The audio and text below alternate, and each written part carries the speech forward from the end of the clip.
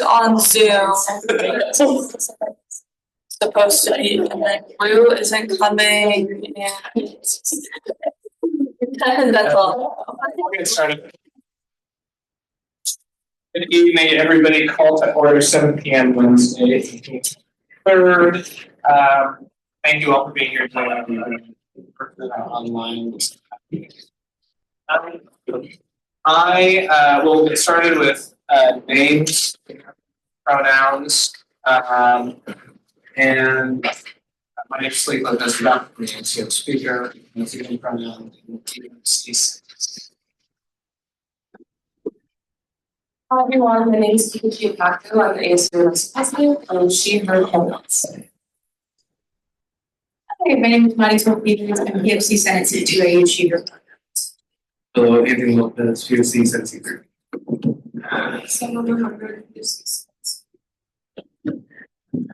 Well, my name is Daniel Bullitt, Tennessee 5, CFC with he pronouns. Hi, my name is Eleanor Potter, Senate Seat 6, CFC, and she, her pronouns. Hi folks, my name is Jordan Ackman, Senate Seat 7, CFC, he, him pronouns.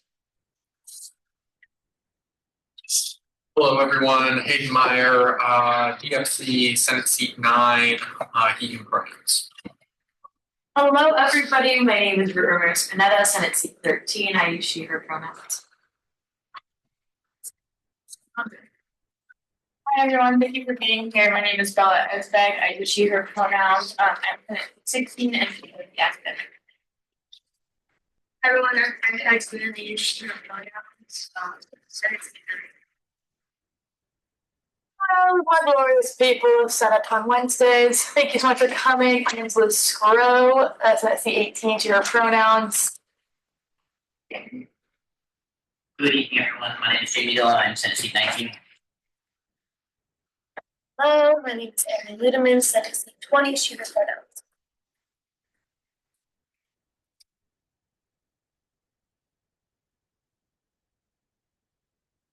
Senator Ducharme. Hi, I'm Andrew Ducharme, Senate Seat 22. I use he, him pronouns.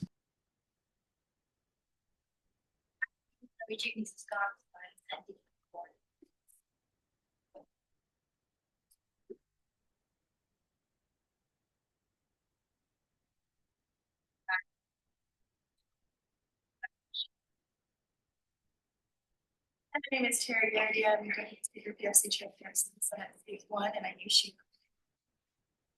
Excellent. Okay. Do we have any senator from the land?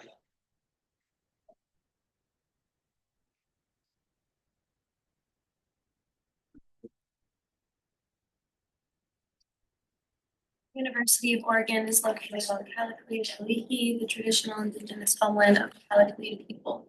Following treaties between 1851 and 1855, Kalakalee people were dispossessed of their indigenous homeland by the United States government and forcibly removed to the Coast Reservation in Western Oregon. Today, Kalakalee descendants are primarily citizens of the Confederated Tribes of Grand Ronde and the Confederated Tribes of Siletz Indians, and they continue to make important contributions to their communities, to the UO, to the lands now known as Oregon, and to the world. And following the Indigenous Protocol of acknowledging the original people of the land that we occupy, we also extend our respect to the 9 federally recognized Indigenous nations of Oregon: the Burns Paiute Tribe, the Confederated Tribes of the Coos, Lower Umpqua and Siuslaw Indians, the Confederated Tribes of the Grand Ronde, the Confederated Tribes of Siletz Indians, the Confederated Tribes of the Umatilla Indian Reservation, the Confederated Tribes of Warm Springs, the Cokewell Indian Tribe, the Cow Creek Band of Umpqua Tribe of Indians, and the Klamath Tribes. We express our respect to many more tribes who have ancestral connections to this territory, including the Chinook Indian Nation and the Fort McDermott, Paiute, and Shoshone tribes, as well as to all other displaced Indigenous peoples who call Oregon home. Second scroll. Motion made by Dillon, seconded by Scruggs. Is there any discussion? All in favor? Aye. Opposed? Other? Great, thank you, Senator. Okay, do we have anyone for announcements?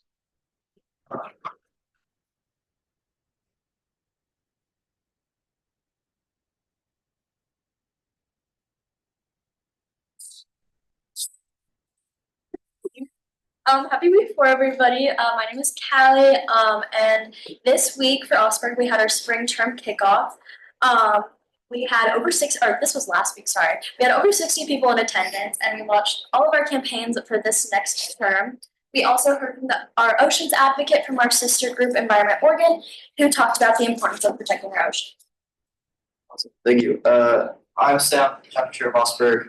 This week is also Youth Earth Week, and yesterday is regular Earth Day. Yeah, just Earth Day for everyone. It's a super important week. It's one of the only weeks a year that's dedicated to youth action for our climate and our Earth.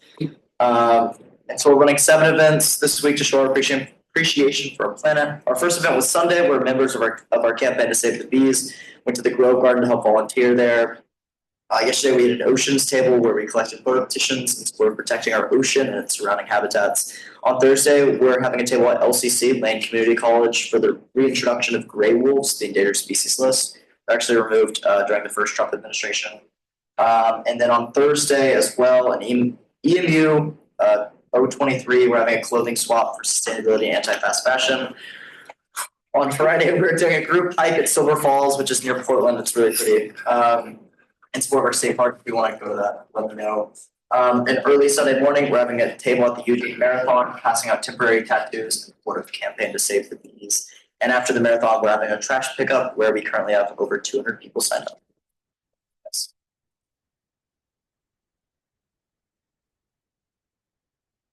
Anybody else for announcements? Anybody for public forum?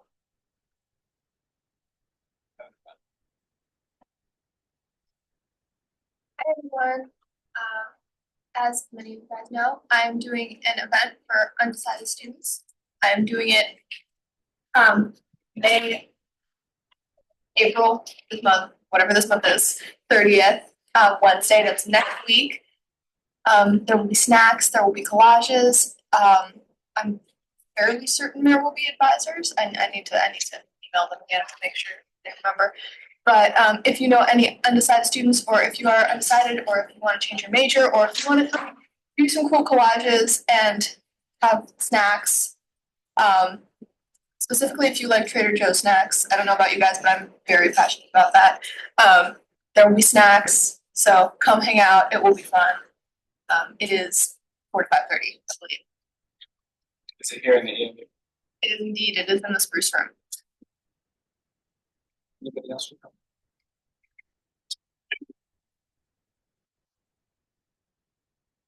I said during the end of my announcements last week at Senate that I would give another reminder at the beginning of Senate about signing up for street fair. So I kind of sound like a broken record at this point, but I'm going to make it extra easy, and I'm going to put it right in the Senate chat, because we do have a few more slots that would completely fill up. Would be perfect. So if you can just check your schedules really quickly right now and see if you can get any of the slots to really finish it up, that'd be awesome. Anybody else for public forum?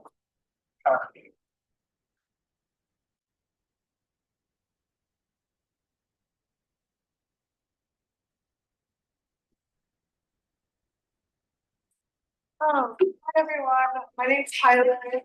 Hi Rachel. And we're here on behalf of Oregon Hello. We're fellows, and we're here to present about a perspectives trip to the Middle East, specifically Israel and Palestine, to learn about the conflict from both sides. What we're planning to do is we can't officially go into Gaza or the West Bank, but we're going to bring them over into Israel to talk to them, to hear their stories, the Palestinian side, and also talk to Israeli officials to just understand the entire conflict and the history of what's been going on throughout all these years. We're looking for student leaders and political science majors, journalists. The only people who I would say are exempt from this trip are seniors, because we're looking for students who are going to be on campus next year. I do know that you guys are you guys, whoever's in Senate right now is not the next year's, but for any of those who are continuing a leadership position, or if you have any friends, please reach out to Oregon Hello. And if we're able to, we have some QR codes that we can pass around. Excellent. Okay. Thank Thanks, guys. Thank you. Anybody else? Alex, come on up. Thank you, President. Hi, everyone. I'm Alex. I'm with Congress for Partner Free Oregon. And I'm just here to talk about Basic Needs Lobby Day. I only have 10, so spread them judiciously. Anyways, as you may know or may remember, thank you.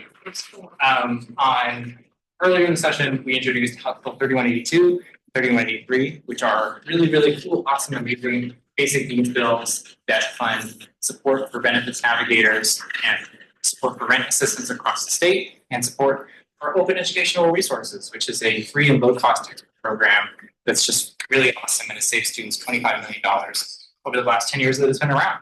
If those things sound important and useful to you, I would really love to see you at Basic Needs Lobby Day on May 8th from 9:30 to 5 p.m.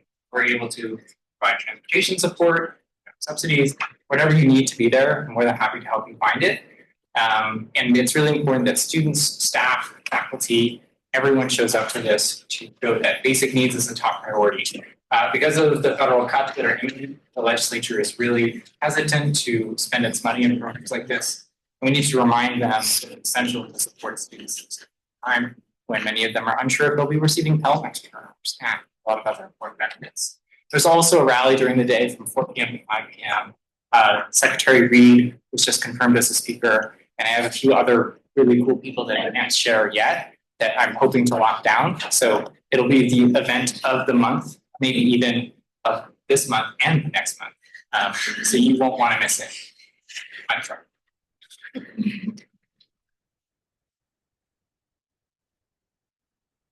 you have anything else for public? Senator Mahan. HOH's annual well is the students is discounted for a 4 ticket. So I'd highly recommend that you guys attend. It's such an amazing welcome. Deputy Speaker. On that same note, ASUO has a little event going on with this super fire poster, if you haven't seen it yet. The Mother's Day powwow is happening May 9th and 10th. We are having a salmon bake on the 11th at the Longhouse.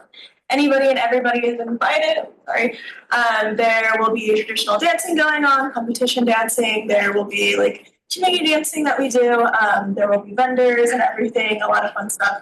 And there's also really awesome t-shirts, which I'll show later. But anyway, if you have any questions or if you're feeling hesitant, always feel free to reach out. Anybody else? Okay, we will move right along with the agenda. The financial status update is surplus is at $303,577. Unallocated reserve $34,400. I'd now like to invite elections board chair, student trustee, and excellent.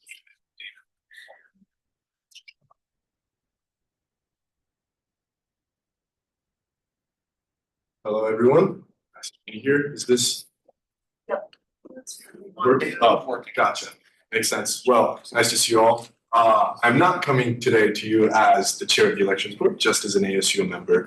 But as all of you have seen, there's a resolution up for the floor. As a little bit of background, I came to you last week presenting a chair's report. And one thing that really stuck out to me was a comment that Senator Ducharme had was saying, hey, like the issues, some of the issues that I brought up were not new.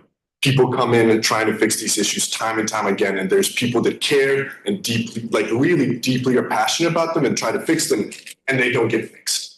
And Andrew Ducharme posed the question of what is the systemic failing of this? And so in my time in 10 years, just in ASUO, one of the things that I really found lacking was the preservance of any type of institutional memory, right? People come into their role, they do their role and they leave. And the next year you start the cycle all over again. And this kind of just ends up being almost a Sisyphean task where people identify problems but don't have time to fix them. And by the time, they do actually have the capability, expertise, and knowledge of how to do so, their tenure is done and they leave, and it starts all over next year. So this resolution is basically trying to create a body whose only job is to create and preserve institutional memory. So it has basically one power, which is to know stuff, and one mandate, which is to help everyone else know what it finds out.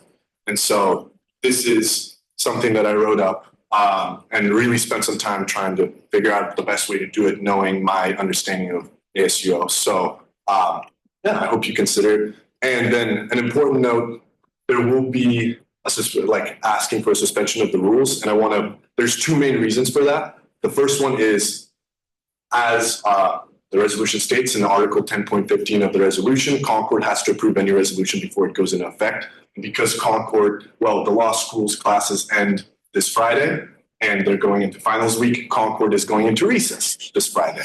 And so if this resolution were to pass after this Wednesday, then it wouldn't go into effect until Concord in fall was able to approve it because they're over recess in summer. And then the second part is a key step in the process for this is exit interviews, talking to current ASU officers that are about to leave, understanding where they found the system failed them. And that's kind of the starting point. And so passing it today would give whoever you appoint as the Inspector General 10 days to conduct those interviews. Otherwise, the process can't start that way if it doesn't happen today. So that's kind of a little bit of context of why it's such a short timeline. So yeah, if you want to go over the resolution, and I can answer any questions. Just as a procedural note, if this gets adopted tonight, we'll ask the rule committee to rather than 72 hours, probably 24 hours with the passage of this resolution to give enough time to. But yeah, if anyone has any questions.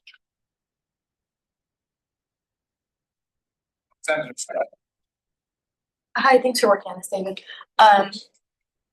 I just wanted to clarify, maybe I just missed it or blanked out, but if someone isn't leaving or there isn't, like what is their stable position and their stable workload like in this role, other than it's just like someone were to leave their position? Is it just like establishing documents into some sort of OneDrive or something? Like what I'm just saying, like, will they not have any work and still be getting paid until someone leaves the job? Like, so the primary function of this is to be internal audit. And so it creates an oversight committee so basically the first step is just talking to officers to identify what the problems are. And then using that, they create a comprehensive draft plan or a draft audit plan that says, okay, I talked with all these people and some of the underlying issues that I saw is X, Y, and Z. So I'm going to look at this process, this rule, this procedure, figure out what it is, why it's like that, and then what are potential ways to make it better. So the exit interviews are just a minor part of the process. They're just the start, because that's starting with the kind of the people that are leaving, I find the most important. Also, like again, just because that's the start doesn't mean that that's their role in its entirety. The oversight committee has basically all the chairs, as well as the president and Senate president, and then 2 designees appointed by the executive. So all of those people will also be helping guide the Inspector General through the process. And all of these are student leaders. They're actually in the process day in, day out. And so they know where the issues are. And so they can guide the Inspector General and telling them, this is what we want you to look at, and this is where we'd like to have improvement. And so the primary responsibility of the Inspector General would be producing reports like the one I did for elections court, and then making those available, talking about that. Gotcha, thank you. With that, this is a very annoying question in terms of what if. Have you thought about the plan for what if this job is, what if that work gets completed before the end of the year and they just are then being paid like without doing any work? What if they conduct all of their stuff? It's like someone like you, for example, you cranked out a lot of those reports. You do that so fast. But it's because you still had a lot of work to do with obviously the work that's laid out in elections. Yeah. But that also has a timeline. Like, what is it that this role would be doing to withstand like a full funded position? Well, that's the lovely thing about a $10 million student government. I don't think you'll ever run out of issues. I just like, if we get to that day, please call me, but like, I think it will take a long time before we ever get to the point, and you can always get better. So if you finish the work, then you would work with the oversight committee to say, well, what else can we do and what else can we do better? I totally agree with you, just wanted to ask to see if you thought about that too. Thank you, I yield. Senator Bowman.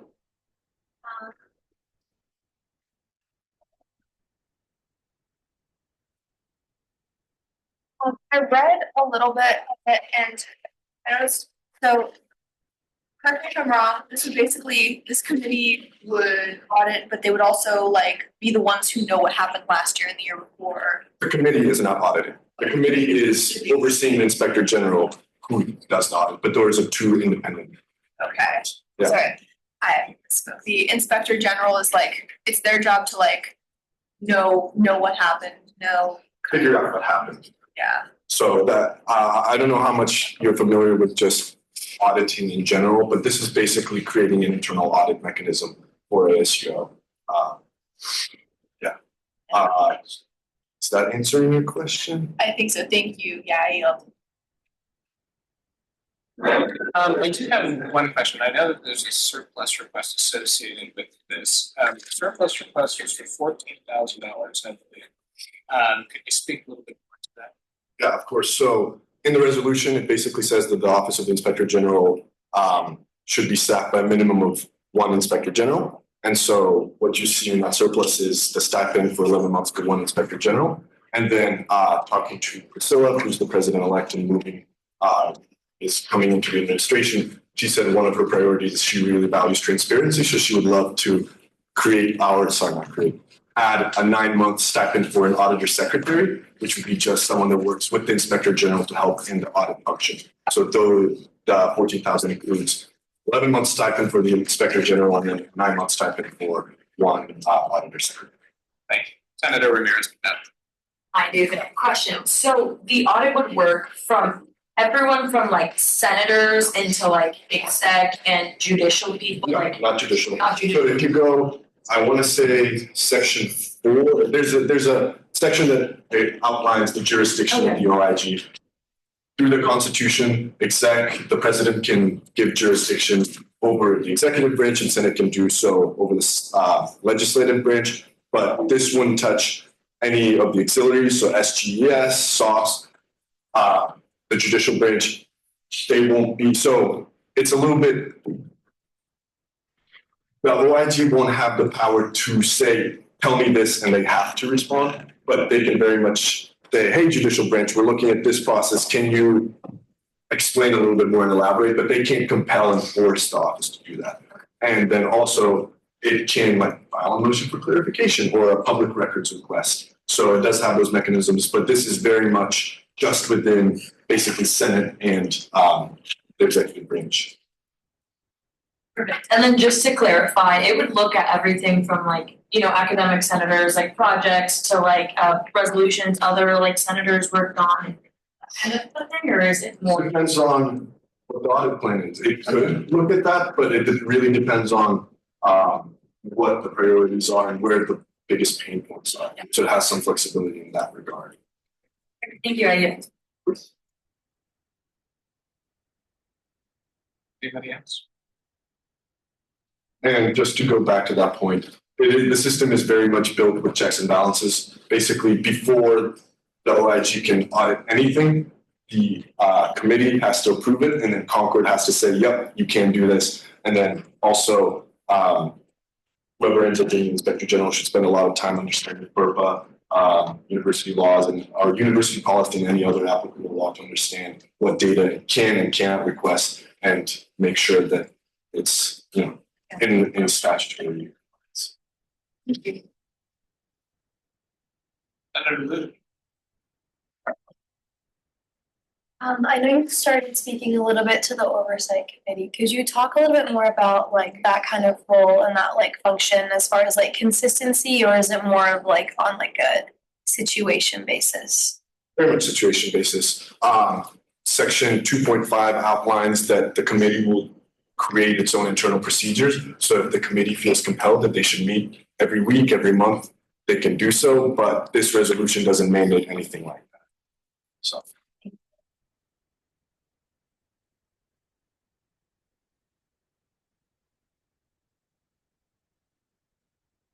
Anybody else? Senator.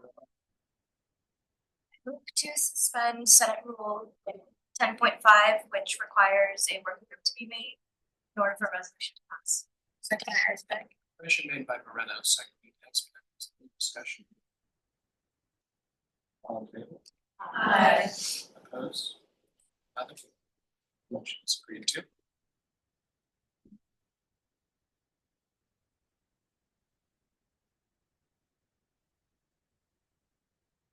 Senator Luke. Was there another? This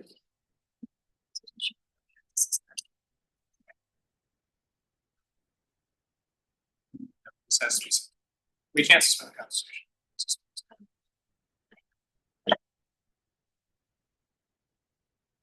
Still have to adopt this.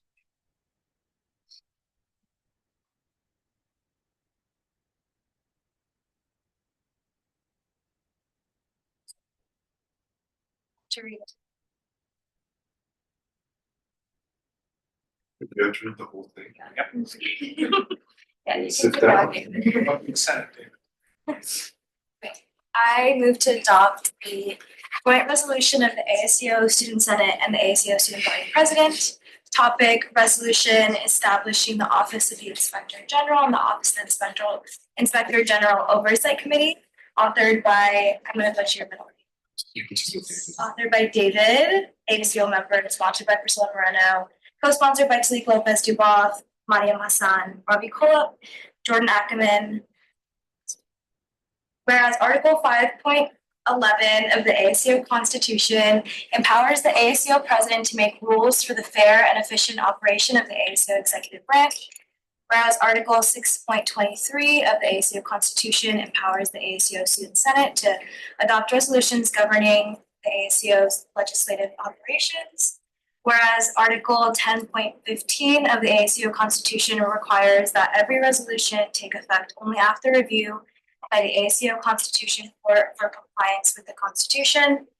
Whereas annual turnover is an inherent feature of student government, yet in the absence of a structured mechanism for preserving institutional knowledge, each incoming officer must devote significant time and effort to rediscovering the scope of their roles and reinterpreting procedural norms. At the same time, the fast-paced and demanding nature of student leadership often leaves little room for critical reflection on the systems that govern those roles. Together, these challenges, insufficient transitional support and limited time for systemic evaluation, often prevent officers from building upon the work of their predecessors and significantly hinder the advancement of long-term initiatives.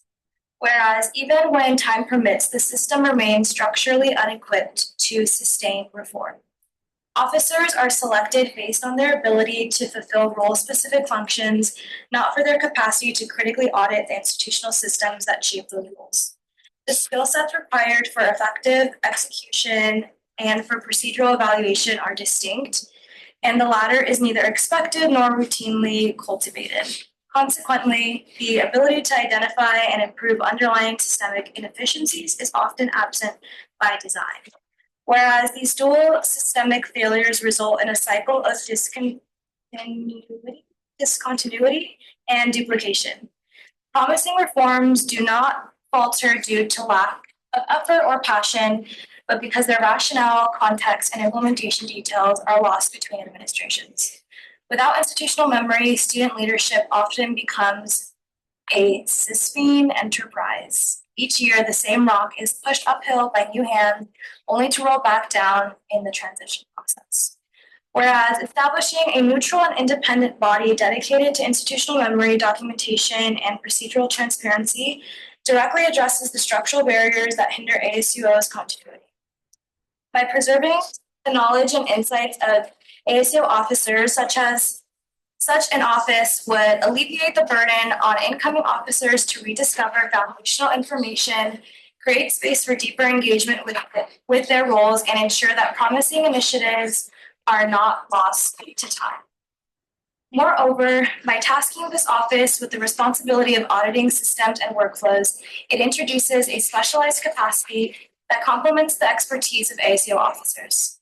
It empowers student leaders to build on prior work, refine inherited processes, and pursue reform with greater clarity, consistency, and impact.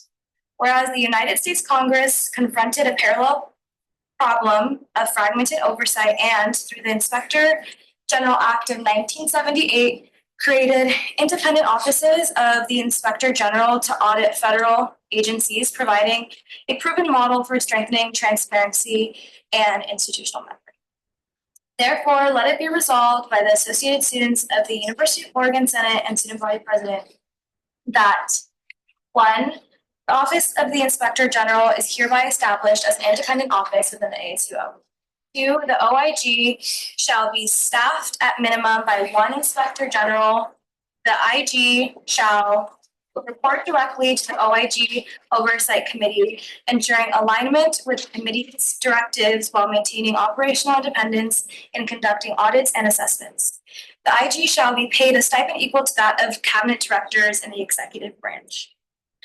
Subject to funding availability, the IG may appoint auditor secretaries paid a stipend equal to that of cabinet secretaries in the executive branch or other staff. Mission: to preserve and strengthen ASUO's institutional memory by auditing internal systems, documenting key rules, procedures, and processes, and producing public non-binding recommendations that promote transparency, sustainability, and continuous improvement. By identifying structural risks, supporting leadership transitions, and offering accessible insights, the OIG empowers student leaders to build on prior work, refine inherited systems, and advance long-term reforms across administrations. Number 4, tenets. The OIG shall be guided by the following tenets. 1, risk management. Identify and mitigate procedural risks that threaten ASUO effectiveness or operations, aspiring for proactive systems over reactive responses. Number 2, sustainability and succession. Design all systems to outlast any single person, ensuring institutional knowledge and function are preserved through transitions. Number 3, transparency and accessibility. Publish findings clearly, promptly, and inclusively. A transparent system builds trust, and accessible one empowers participation. Number 4, institutional memory is shared. Treat preserved knowledge not as internal records, but as a shared asset, vital to student governance across the ASUO institution. Number 5, procedural justice. Evaluate systems for fairness as well as function, ensuring policies uphold ASUO's mission and responsibilities. Number 6, constructive neutrality. Remain politically independent while actively engaged. Offer trusted, nonpartisan analysis that supports growth regardless of leadership. Number 7, iterative learning. Regularly assess and improve OIG practices, model the kind of adaptive, self-reflective governance the office seeks to promote. Section 2 on establishment of the OIG Oversight Committee. Number 1, the OIG Oversight Committee is hereby established as a standing joint committee of the executive and legislative to oversee the office of the Inspector General. The judicial branch shall be invited to participate in committee proceedings in a non-voting advisory capacity in order to preserve its independence and avoid any conflict of interest that could arise from later adjudicating matters related to the OIG or the OIG Oversight Committee. Number 2, membership. 9 voting members and 1 non-voting member, which includes the ASUO Speaker of the Legislature, ASUO President, the Chief Justice, Chair of PFC, Chair of CFC, and Chair of DFC, Chair of the Academic Senate Committee, the Chair of the Elections Board, and 2 executive designees selected by the ASUO President.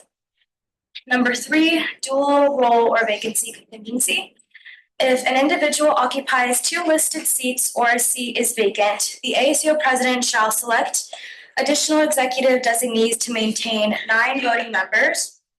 Once the vacancy is filled, the dual role circumstance is resolved, the rightful holder of the seat shall reassume the position on the committee, and the corresponding executive designee shall step down.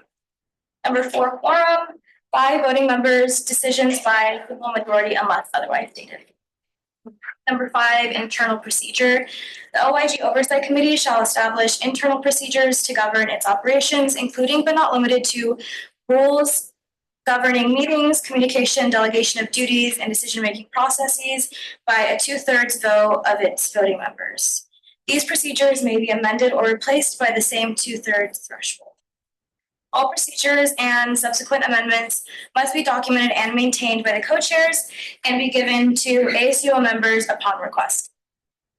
These internal procedures shall take effect immediately upon adoption and remain in force until amended or reviewed. Section 3 on appointment and removal of the Inspector General. Number 1, appointment.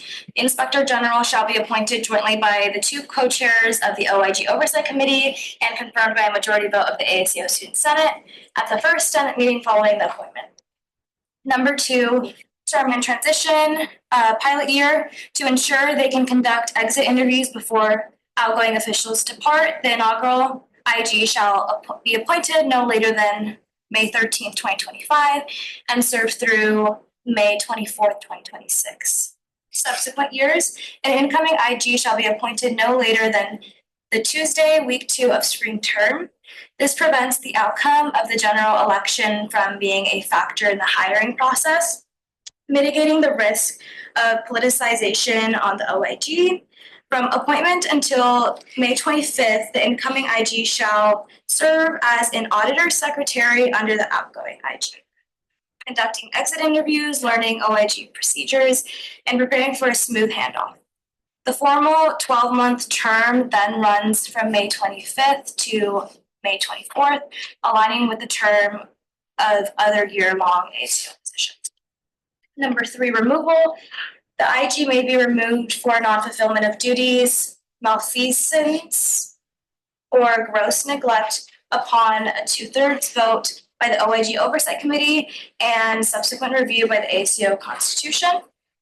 The IG may also be removed by a 3/4 vote of the ASUO Student Senate and subsequent review by the ASUO Constitution Board. Number 4, vacancy. Any vacancy of the IG shall be filled using the outlined appointment and confirmation process within 30 calendar days. Section 4, appointment of additional OIG staff. Subject to funding by the ASUO Student Senate and Programs Finance Committee, the IG may appoint auditor secretaries or other staff.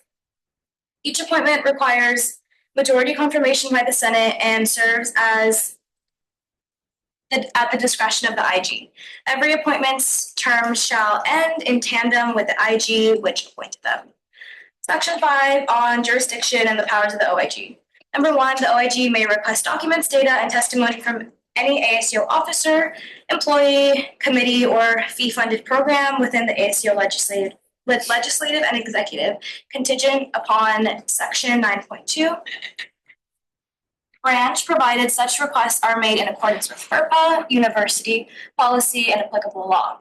All requests shall be strictly for the purpose of auditing rules, procedures, processes, and systems. Number 2, the OIG shall not initiate or participate in grievance, disciplinary, or legal proceedings. The OIG's mandate is structural, not punitive. It shall not investigate personal misconduct or evaluate compliance. This does not preclude the OIG from initiating filings related to non-fulfillment of duties outlined in this resolution, nor from its publicly available findings being referenced in such processes, provided the OIG itself does not participate. Provide legal advice, compel implementation of recommendations, or compel auxiliary or external units such as the judicial branch, SGES, ASUO affiliated student organizations, University of Oregon, etc., to provide information. These entities may voluntarily comply with requests but are under no obligation to do so. The OIG may still utilize publicly available mechanisms such as public records requests or motions for clarification to obtain information. Number 3, appeal and non-interference. For the purposes of maintaining institutional integrity and independence, objections to an OIG request may be appealed to the ASUO Constitution Court or the University of Oregon Office of General Counsel. Once an audit plan has been approved under section 6.2, parties within OIG jurisdiction may not halt, interfere with, or delay the audit except through the same appeal channels. Section 6 on audit cycle and reporting. Number 1, exit interviews. The inaugural IG shall begin by interviewing outgoing executive officers, senators, committee chairs, and other key officials. In subsequent years, these interviews will be completed during the overlap period where the incoming IG serves as an auditor secretary. Number 2, the audit plan creation. Over summer, the IG shall notify the OIG Oversight Committee of key findings during the exit interview process and provide a summary of emerging themes and procedural insights. Based on this feedback and transition documentation from the previous IG, the IG shall develop a draft audit plan, and the OIG Oversight Committee shall collaborate with the IG to refine the proposal. The specific process for gathering and integrating input from both the IG and the committee shall be determined by the committee and defined in their internal procedures as outlined in section 2.5. Number 3, summer report and audit plan.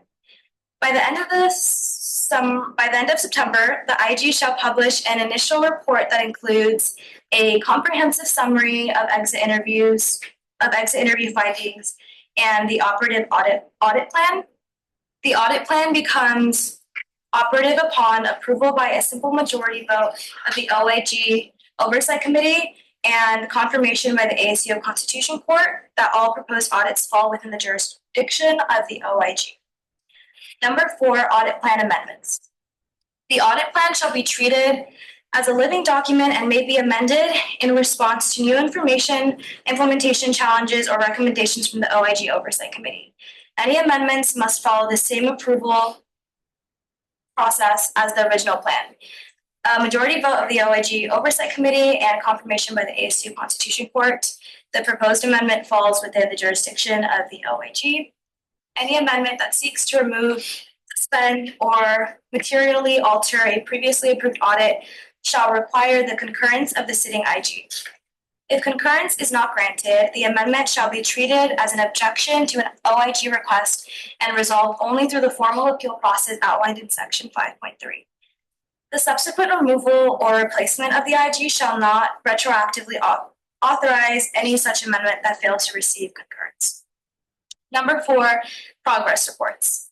The IG shall publish at a minimum quarterly reports before the beginning of winter and spring term, detailing work completed, findings, recommendations, and amendments to the audit plan.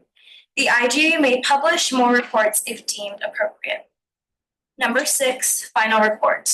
A final report shall be delivered at the last regular Senate meeting preceding May 24th and shall consist of 3 components.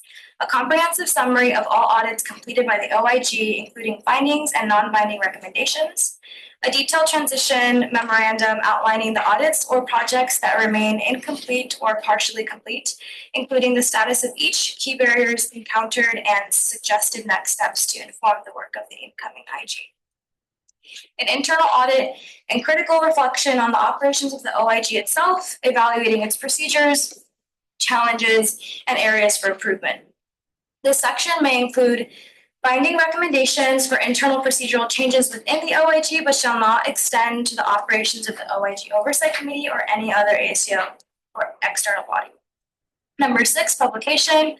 All reports shall be delivered to the ASUO Student Senate, ASUO Student Body President, the ASU Constitution Court, members of the media, and posted publicly by the OIG. Number 7, public testimony. The ASUO Senate may summon the IG to appear at a Senate meeting to present a report and respond to questions regarding its findings and recommendations. Section 7 on duty of cooperation. All ASUO officers, employees, and fee-funded programs included in the OIG's jurisdiction, as outlined in Section 5 and 9 of this resolution, shall provide timely access within 5 business days to information requested by the OIG, consistent with FERPA, university policy, and applicable law. Failure to provide such access without filing an appeal under Section 5.3 or notifying the OIG of a mitigating circumstance that prevents compliance may constitute non-fulfillment of duties. In such cases, the OIG may petition the ASUO Constitution Court for a determination of non-fulfillment and any appropriate sanctions as described in Article 10.13 of the ASUO Constitution. Section 8 on funding. Number 1, the pilot year surplus allocation.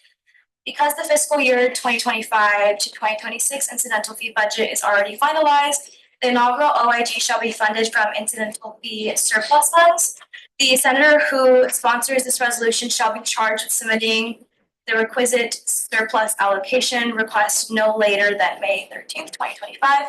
Number 2, the ongoing funding. Beginning with fiscal year 2026 to 2027 incidental fee cycle, the ASUO Senate shall make a request to the program's finance committee to include a dedicated budget line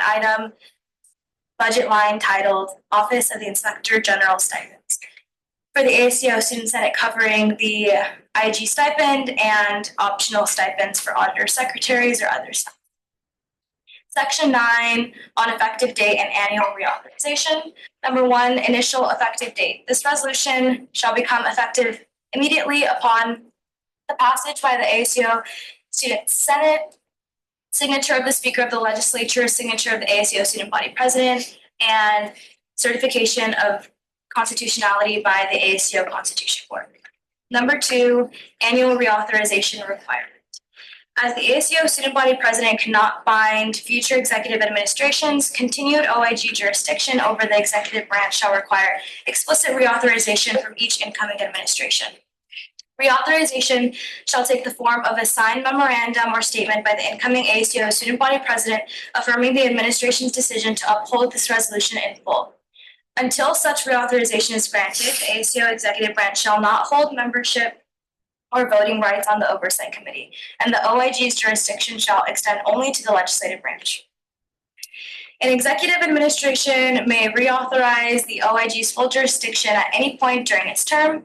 Once reauthorization is filed, the executive branch may not rescind it during the same administration term, except through the appeal route in 5.3. Number 3, effect of non-reauthorization. If an incoming ASUO Student Body President does not reauthorize this resolution, the OIG's jurisdiction shall automatically revert to the ASUO legislative branch only. In such case, until reauthorization is granted, the ASUO executive branch shall be treated as an auxiliary or external entity under Section 5.2. The ASUO president and executive designees shall no longer hold membership in the OIG Oversight Committee. The committee shall become an 8-member body with 1 legislative designee selected by the Speaker of the Legislature and a new quorum requirement of 4 voting members. The Speaker of the Legislature shall become the sole chair of the committee and assume responsibilities given to the co-chairs by this resolution, and responsibility over the dual role or vacancy contingency outlined in 2.3 shall be transferred to the Speaker of the Legislature, who shall select legislative designees to maintain 7 voting members. Second reading. Motion made by Ramirez, presented to discussion. Yeah, I had one more question, either David or somebody else can answer it. While reading through, I had a question on how the pay was determined. If I'm not wrong, it would be about $1,300 a month that this would be getting paid. No? It's $850 for directors. Okay. 550%. 550%. Okay. Sorry, I looked at the surplus request and it said, the big numbers, I just divided it on. Okay, and then how did that get, I know it states in the resolution it's the same as another position, but how is that kind of worked through, Joseph? Were you want to talk to Monty about it, right? Well, so I initially, initially there was no pay outlined in the resolution, and then when I talked to Mariam, she said that you should outline that. Then when I was talking to Priscilla, she advised that it would be directly pay, and I agreed, so that's how it got to. Okay, sorry, I just had that question because I didn't know the true rules, and so that was. Well, thank you. David, thank you for putting this together. I had a question regarding, or a concern, I guess, regarding, it just feels like the IG general there's a lot of like overlap in maybe what like a chief of staff or what the ASO president should be doing. And I know that we have to request surplus for the stipends and it's a lot of money for that and to be paying one or two positions. I really like the whole oversight committee idea. I just have a few concerns regarding that. Do you have any clarification maybe for that and how it wouldn't really overlap with like a chief of staff role or like if there was an HR person in the executive cabinet? Yeah, so if you go back to the whereas sections, the two things they really talk about is one, sure, maybe that should be in the chief of staff roles, but historically that hasn't worked because again, the chief of staff is managing an administration of 20, 30 people. And so they're kind of more in the day-to-day operations. So what this really allows is to create a designated role whose only job is to audit and look at the system in a holistic manner, and their only focus is to audit and create recommendations. So I think everyone when they enters their role says, I'm going to do things better and differently, and then they get hit by 100 different things and get pulled 1,000 different ways. And so they're bound by the operational necessities of the role to kind of do that. And so that's one thing where it's just by having someone whose only role is auditing, you ensure that they can't get distracted, basically.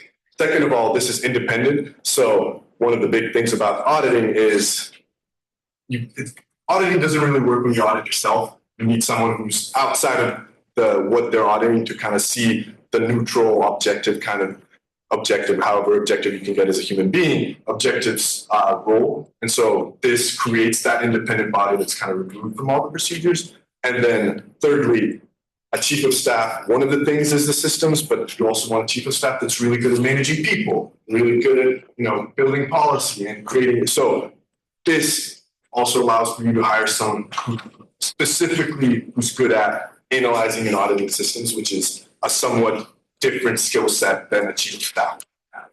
That makes perfect sense, yeah, but how does, and that a lot of that seems to overlap with Becky, like how would this differ from what Becky does? Like Becky's kind of there as a pro staff overseeing a lot of that type of stuff, who's been around for years and has seen a lot of different things. So how does this role kind of differ from what she does? Yeah, please. So one of the reasons why, when I was talking to David and Gordon about this, like one of the reasons why I think this will work really well for next year in our administration specifically is because we went into this having some really big projects in mind, and a lot of that is going to require a lot of research and public records requests, probably from the university, getting vital information about things that were going on with the administration, student workers, student code of conduct violations. And with those things, it kind of touches on your question a little bit, like how is it going to be a year-round role after the exit interviews? Like there are a lot of things that Jordan and I just want to get vital information on to move forward on projects, or maybe that's the project in itself is making information public, trying to put pressure on the administration by being really transparent on things that were going on behind the scenes with certain projects, and if we're coming across barriers, why we're doing that. And I think this process is just going to be really good for that. So that's my 2 cents on why I think this is going to be really important, at least for us in this coming year. And a little bit more on how this is different than Becky. So one is you get a fresh set of eyes, right? This is different. Second of all, again, going with the scope, Becky, while her job is certainly to facilitate the transition process and advise students, she also is doing a lot of different things. And so that's another reason of, again, this role cannot get distracted from auditing because that's what it does. And then from my understanding of Becky's role, it's also like she's not going out there and diving deep into some procedure and asking and interviewing senators on what their experience was. That's not really the scope of her role. So this would touch on that while she doesn't. And then finally, Becky is an admin. So like how she looks at student governments is drastically different than how I and you look at student governments, just because again, she's been here for decades and she's aligned with long-term sustainability of the institution, but she just has a different perspective in her role. So I don't see there being like that issue of overlap. Yeah, that makes a lot more sense. Thank you for that clarification. I yield. Okay. Senator Bell. Senator Bell. Hi, David. Thank you so much for bringing this. The part that I was wondering about is the annual reauthorization requirement with the ASUO president. I was wondering if you could explain your thinking a little more in depth with that, because I guess my concern is that that might put too much power into the hands of future execs, with regard to this committee, and like the balance of power between Senate and exec might not be with this, like why not just have it like why have this like what's your thinking behind this particular like paragraph? It actually does the opposite. It gives this resolution power. Basically, again, like it says in the resolution, current administration can't bind administrations. So any rule that they create is in force until a future administration repeals or amends it, which they have complete jurisdiction to do. And so if there was no reauthorization requirement and you just assumed saying like, this is how it is, if a future administration came in and repealed this, the entire resolution is gone. Right? Because this is a joint resolution between the president and the Senate, right? So think of it as president has jurisdiction over the executive branch. Senate has jurisdiction over the legislative branch. This resolution is saying, hey, this current president and Senate have given together the jurisdiction of the OIG over both branches. But for Senate to repeal this jurisdiction, the whole resolution has to be appealed. But that is through the sole discretion of the student body president, which is one person. So that was a really big reason where I just wanted to emphasize, like, I want this to exist even if an executive doesn't want it. Right? And so Senate only has jurisdiction to give OIG jurisdiction over the legislative branch. It does not have the jurisdiction to impinge on the proceedings of the executive branch. And then another reason was for this to really work, you kind of need goodwill between all the, I can get you to talk, like an inspector general could get you to talk to them, but what you say and how you say it could be of no substance. And so also being like, hey, do you agree to this? Is this something that you are in support of? Means that you're starting from a place of goodwill. And then finally, again, because you can't bind future administrations, a Senate president could repeal this at any time. And so imagine you spend 6 months developing an audit plan, starting doing something, and then all of a sudden the president changes their minds. They can just unilaterally cut your jurisdiction, and that's that, and you just wasted 6 months of work. And so this is basically saying, until I know that you want this, I'm not going to come into your domain type. Yeah, I think I see what you're saying. Thank you so much. I yield. Yeah, I have very similar questions to that. I guess what's the logic between if this is mainly supposed to be a supporting role for the executive branch? It's for both. Okay. The legislative and executive. I think my main concern is that you'd be institutionalizing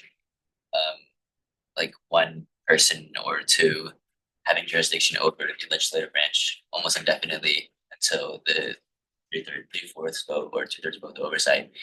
But for the executive branch, it takes only one person. So I guess what's the logic of? I see the procedural part of it, but I guess I'm trying to understand why is it institutionalized for one branch and not the other? Because the way the Constitution is set up, the legislative branch is kind of a body of 27, 20, is it 27, 20, something around there, senators, while the executive branch is at the sole discretion of the president. And so that's just how the Constitution is set up. But if you read the resolution, basically how the reauthorization works is until the president says this is good, it's not. But once they say it, they can't take it back. And so once so the Senate president can also reauthorize it every year. No, the student body president. Student body, okay. So once they agree to give jurisdiction over their administration to the OIG, then they can't rescind it. Basically saying hey, I'm not going to take this power until you tell me to, but to preserve integrity. Otherwise, like I said, the president could stop at any time. Right. And then finally, just want to talk about jurisdiction. I don't know if this was a concern of yours or not, but when you say jurisdiction, again, the only power that the OIG has is to ask questions. And so when you're talking about jurisdiction, it's just to ask questions. It cannot compel any branch officer or anything like that to do anything other than answer questions. That's the only power it has. I see. So, okay, so essentially like a commitment device for the executive branch, but why doesn't the legislative branch have the same mechanism? Well, because this Senate can bind future Senates with a resolution, and the executive can't do that. That's just how the Constitution is set up. Each new executive branch has complete discretion on how they run their executive branch, while Senate has a little bit more continuity. So the new Senate, the new legislative branch is automatically put into an agreement with the OIG, and they have to essentially vote to exit their way out of it. Well, they would just have to repeal the resolution. This is kind of like any resolution that you pass binds all future Senates until it's repealed. Right. So this on the Senate side, this acts like any normal resolution. Is there a way for us to make it so they have the ability to reauthorize it just as the branch could? I mean, you could, but I don't see You see what I'm why. saying? Like I don't understand the difference between the two. Yeah, well, so if we were living in an ideal world where I could have written this however I want, I wouldn't give that power to the president. But because the Constitution gives that power to the president, I'm working around that to create a system that works in accordance and compliance with the Constitution. Yeah. This is less of the ideal circumstance and more of this is just the system that needs to. Okay. This is how the system needs to be compliant. I see. Okay, and then my last question is, did you? I mean, and also just if Senate doesn't feel, because the Senate has to appoint an IG if they want to stonewall appointment and just not appoint anyone. Yeah, Like there are other procedural ways that Senate could get themselves out of this if they really wanted. Yeah, I think just like my concern is that it would be a Senate that's going into an OIG. I mean, I understand that they're trying to make it independent. I like that idea, but they're not the ones that are authorizing that person. It's the Senate before them, right? No, because they're authorizing the jurisdiction of the Inspector General. But again, any audit plan and anything that the OIG does has to be approved by the OIG Oversight Committee, which is, I want to say, 5/9 made up of senators. So it's not like you have just one person that's doing everything. Like there is a committee made up of, and especially if there's no reauthorization of the executive branch, then the legislative branch has complete oversight over the Inspector General. So there is an oversight and checks and balance system in place. Yeah, and then my last question is, what is the logic of having 3/4 of the Senate, as opposed so you had 2/3 for the oversight, but 3/4 of the Senate? I mean, I rarely ever see like 2/3, like votes that are requiring 2/3 passing, and just. Yeah. So for the 3/4, I said that because I looked at other roles, and that's what the constitutional requirement is, or like for them. As for the 2/3, my thought with that was if you have 2/3 of that committee voting to remove an Inspector General, like that's pretty much all the leadership in ASUO. So if they're all in support, 2/3 of them are most likely the rest of ASUO is in, and so. It also was a nice number because 2/3 is 6 out of 9 members, where 3/4 would be like 7.2. But if you feel strongly about that, I wouldn't be opposed to amending it to 3/4. I have a clear plan for that. I just wanted to understand the distinction. But yeah, I mean, 18 compared to, would you say 6 is a lot. I would disagree with the idea that the rest of the Senate body would just automatically follow the procedure. And to be fair, no removal is final until the Constitution Court reviews it. That's just how it's outlined in the Constitution in Article 10.13. So there are checks and balances, but yeah. I also thought that because internal procedures take a 2/3 vote for adoption by the committee, keeping it consistent to just all kind of a big, quote unquote, big decisions by the committee would be a 2/3 vote also has that consistency. Yeah. Well, lastly, I would say I'm pretty much in favor of this. I just wanted to make sure that the logic of the checks and balances worked out.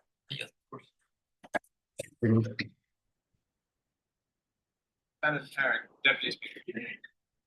Okay, I think there's three of us that share this concern, and David, I don't think it's for you, I think it's more so for Senator Ackman and Senator Moreno, Senator Peters and Elizabeth Dubois and I, we noticed something about the stipends and we are wondering why there was a surplus request being made for 1,400-ish or 14,000-ish, because like Senate is still subject to carry forward, and so that would affect our budget pretty heavily in the next financial year. SPFC is most likely going to be using the scorecard again, and also that would not be that fund would not be able to be used for stipends at all. And like most likely only a very small portion of it would be able to be used. And so we were wondering just why the 14,300 number and not a number that is more appropriate to be carried until July 1st. So you mean like why not do a stipend for just the next couple of months for this? Yes.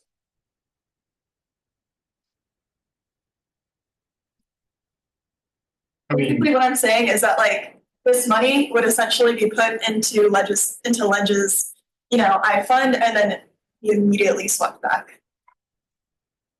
This is the same fund that MSA had last. Yeah, so okay, I mean, I don't know about y'all, but it makes sense to just change it to only be for a month. When we're voting on the surplus request, we can adjust the number. When we also have to adjust the number in here.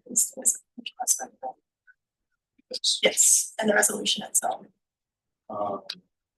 How do you mean? In addition to that? Resolution we're finding. The only thing it says in the resolution about finances is that it should be paid at the director and secretary level. Yeah, it just outlines what the It says section 8 funding 1 pilot year surplus allocation because of the fiscal 25-26 incidental fee budget is already finalized. The inaugural OIG shall be funded from incidental fee surplus funds. The senator who sponsors this resolution shall be charged with submitting the request surplus allocation request no later than 13. Well, I mean, and then it goes on to ongoing funding. when the year ends, right, July 1st comes around, for the inspector general to be paid, that is still gonna come out of surplus. Like that's the same mechanism. And so I would just say probably whoever the senator is, like, we can amend that if you would feel more comfortable. You're right, that is a good point, but the role is gonna be entirely funded by surplus or some other mechanism outside the incidental fee budget because 2025-2026 one was already finalized. Yeah. And then secondary question, I think there's 3 parts to this, was just why not make the surplus request also just a part of the stipend line item? Because exec does something similar when they come and request funds for stipends. Like why make it a separate office of the inspector general stipends line item and not just legislative line items? I'm just not for the sake of making it clear, but we could also just put in the stipend line item, and I think it would be 1,700 for May and June. Oh, July also. It would only be May and June. I was gonna say it's only. Because it's until whatever the last day of June is. So 1,700 would be the amount.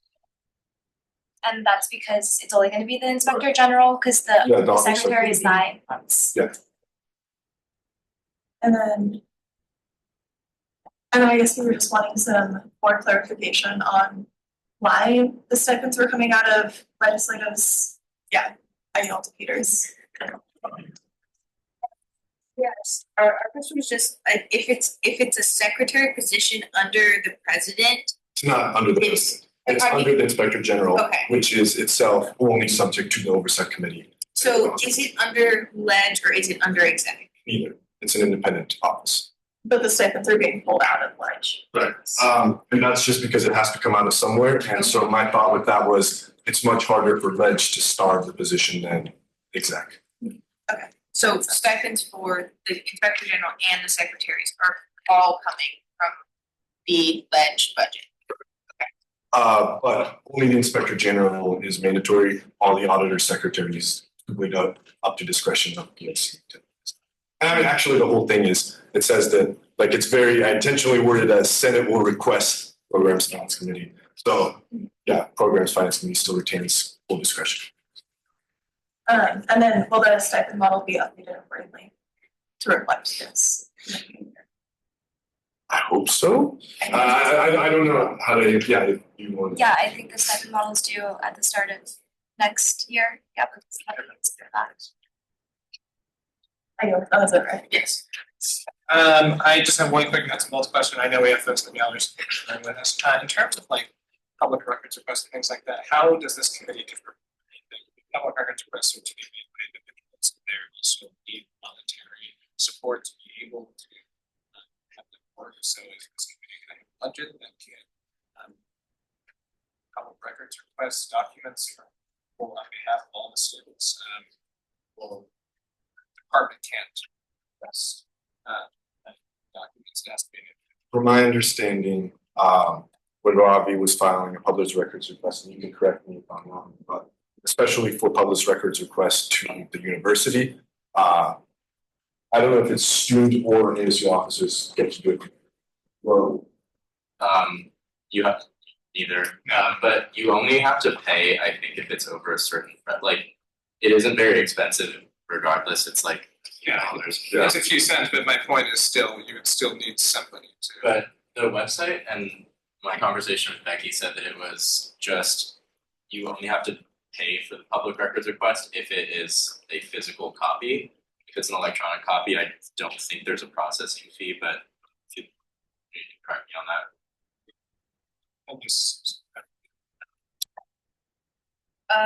It really depends.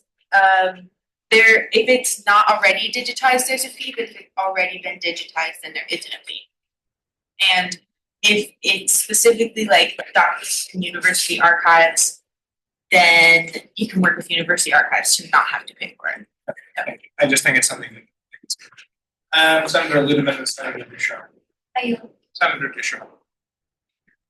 Yeah, I also wanted to provide some insight about the public records request. The line is it's not necessarily about digitization, it's about whether or not it's going to require a lot of work by the agency you're requesting from to produce those records. So yes, digitization is like an example where like somebody will have to spend time doing that, so often that leads to a cost. Additionally, the university is supposed to be nice and say like, if this is for a public purpose, we will try not to charge you. Nonetheless, I think that it makes a lot of sense to build in a public records line item in case the request is considered onerous by the university and they ask for funds. I think perhaps like maybe setting up a separate organization that is it's the same way that Senate and exec have their own OS numbers, that the Office of the Inspector General has its own OS number, which has line items for payroll, which has line items for public records requests. I understand that is a longer term process than we have to talk about right here, but I think that's a good idea for the future. I yield. Thank you. And I just want to make clear, I'm not opposed to public records requests. Senator. I work for University Archives, so I can kind of speak to all of that. None of the ASUO documents are processed. However, at the beginning of next year, I'll actually be the one processing them. So we've already within the University Archives are working on processing all those documents. So this is a good time to introduce this because we're already processing ASUO documents within University Archives. So I would also say just like I think that's too specific of a thing to outline in the resolution. I think if comes a time that we need a public records request item, we can work with PFC or whoever the appropriate body is to build that in, but I don't think it's necessarily required in this resolution. So. Senator Brent. I yield to Chief of Staff Cole. Oh, I was just gonna ask, like, would it be appropriate for the surplus request to just include a line item within the pledge budget for that, or would that be outside of Senate's mission? It might be outside of the mission, but I also know that it's permanent to do there's no financial deadline attached to it. Anybody else? Just one final note on that. I think it might also be a good checks and balance because any of that money is IP funded money. So having some type of, hey, like maybe mandating it be requested from surplus and coming to Senate, or some type of procedural way where there's a checks and balance and spending that money would not be the worst thing, because again, make sure that that is being spent.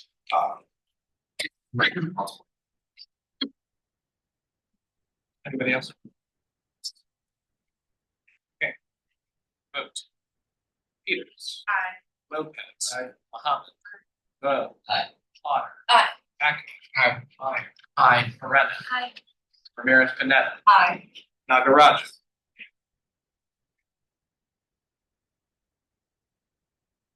Fisher. Aye. Esbeck. Aye. Magdalena. Aye. Sprout. Aye. Phillips. Aye. Ludeman. Aye. Bowman. Aye. Ducharme. Aye. Jenkins Hiscott. Aye. Garrett. Aye. And I say as well, the motion is agreed to.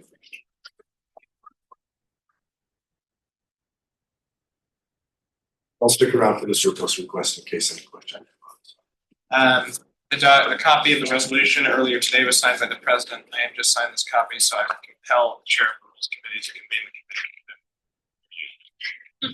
committee. Okay, we will move on to financial business. I'll also remind senators, when books are presented, please not use your telephone. First, we'll hear the report.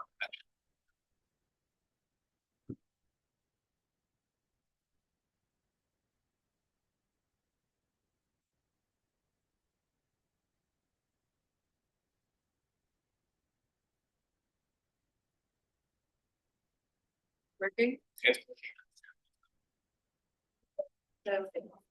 Hi, my name is Brie Garcia, and it is my first year serving as the finance director for MECHA. I have to use this. Yes. Oh, sorry. I also wrote a little something. So I appreciate the opportunity to speak with you today, as it is my very first hearing, so please don't judge me. So I'm here to request that the funds originally allocated for the MECHA National Conference and the Community Outreach and Recruitment Initiative be relocated to support our annual Latina Senior Celebration. Our goal is to host a large and inclusive celebration that honors our graduating seniors and welcomes the broader community. We plan to include food, dessert, dancing, and a musical performance, but none of this can be achieved without adequate funding. We also want to emphasize that this is important for us, as we want to recognize our seniors for their accomplishments, especially with the challenging year that our community has faced. We think it's important to celebrate all of our Latina students. Unfortunately, we were unable to attend the MECHA National Conference this year. The hosting school announced the event dates a week too late for us to submit the funding request and to complete the necessary travel arrangements in time. The conference was actually held in California, and with such short notice, participation was not feasible by ASUO guidelines. Additionally, the funds designated for the community outreach and recruitment were intended to support our fall retreat. However, due to miscommunications from ASUO and scheduling conflicts with our other significant events, the retreat was ultimately canceled. Given that these two events did not take place, we kindly request that the unused funds be redirected to the Latina Senior Celebration. We believe that this event will serve as a powerful and memorable way to recognize our seniors' accomplishments and build community. Thank you for your time and consideration. We truly appreciate your support in making this celebration possible.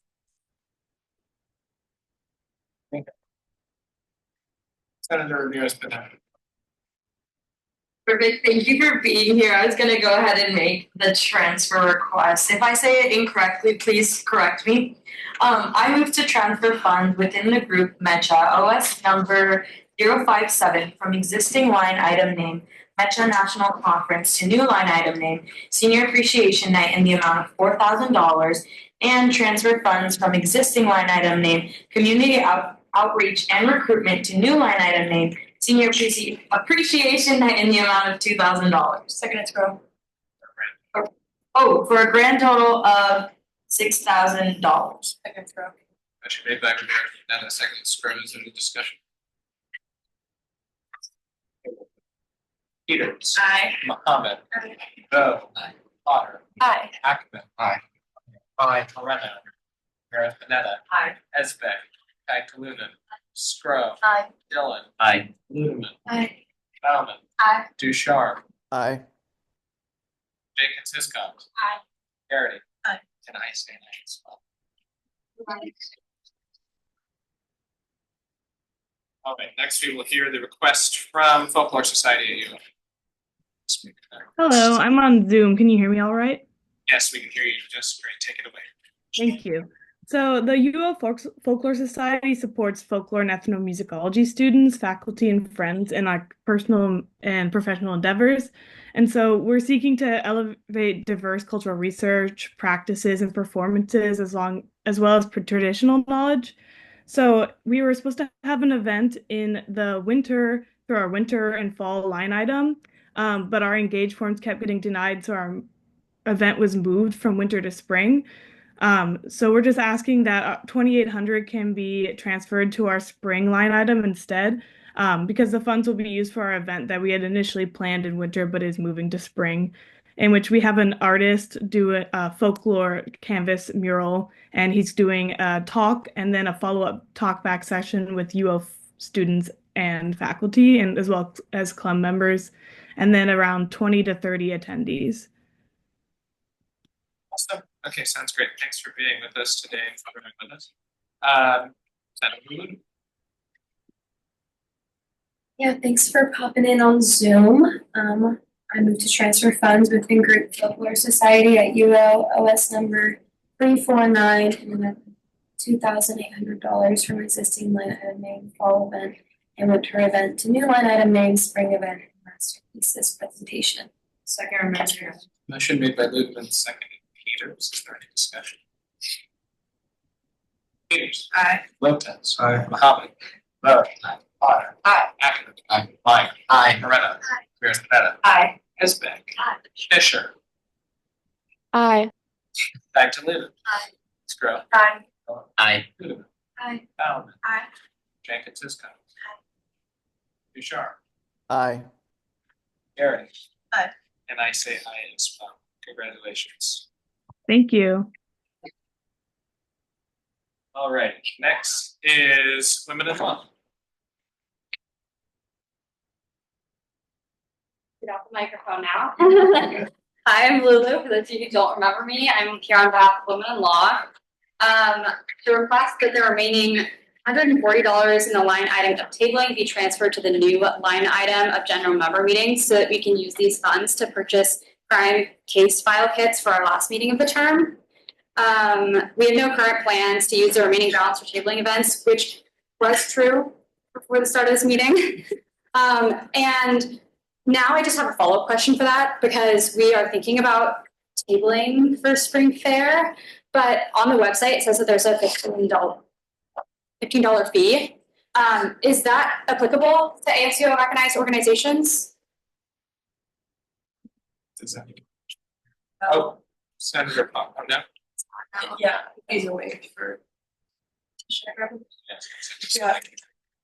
I am one of the clerks and we've been working on the street fair and the application fee is waived for all ASUO recognized students. Okay, perfect. Then I do not have any plans to use that money. So yeah, that's right.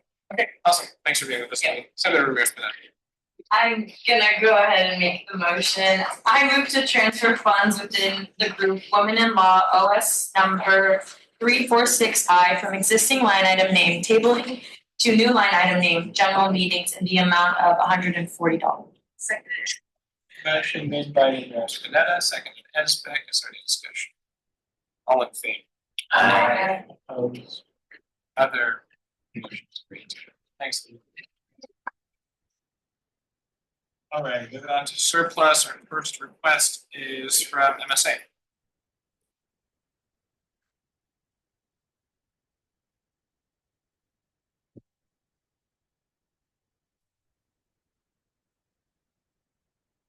I move to table the request from Muslim Student Association. Second. Made by Stro, seconded Dill.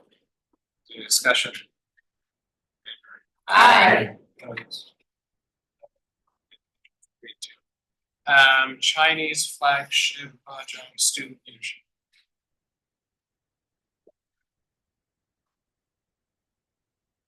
Hi, my name is Shelby. I'm the treasurer for Banjong, and I'm here to make a surplus request for our general retreat.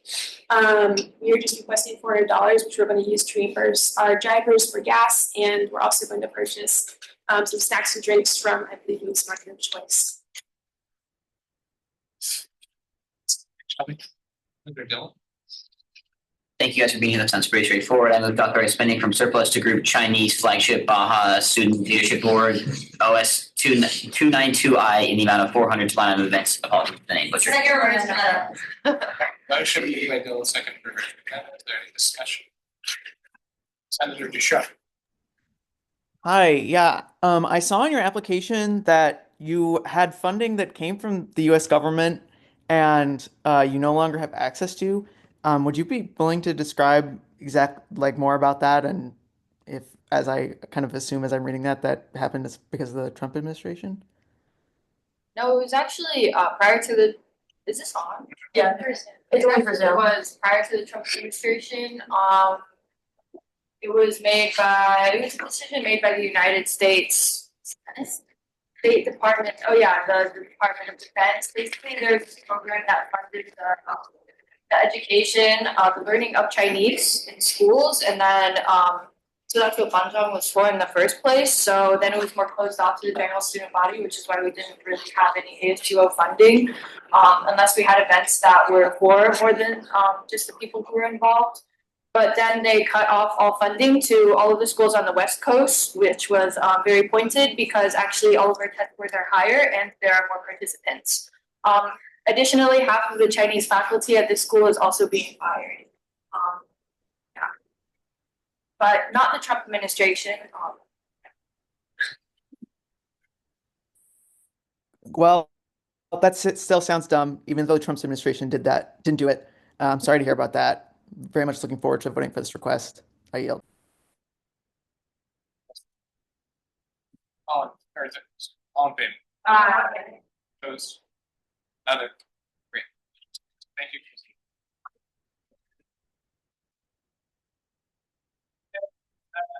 Let's do this.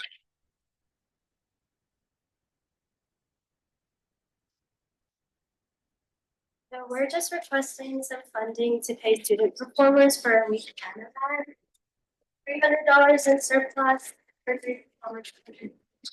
And we created a payroll line item, and we can only add money to that list. Awesome. Okay. Senator Rivera. Thank you for being here. I'm gonna go ahead and make the motion. I move to authorize spending from surplus to Group International Student Association OS number 044 in the amount of $300 to line item named payroll. Motion made by Rivera, second. Discussion. All in favor? Aye. Opposed? Other? The motion is agreed to. Thank you. Association for Pre-Physician Associates.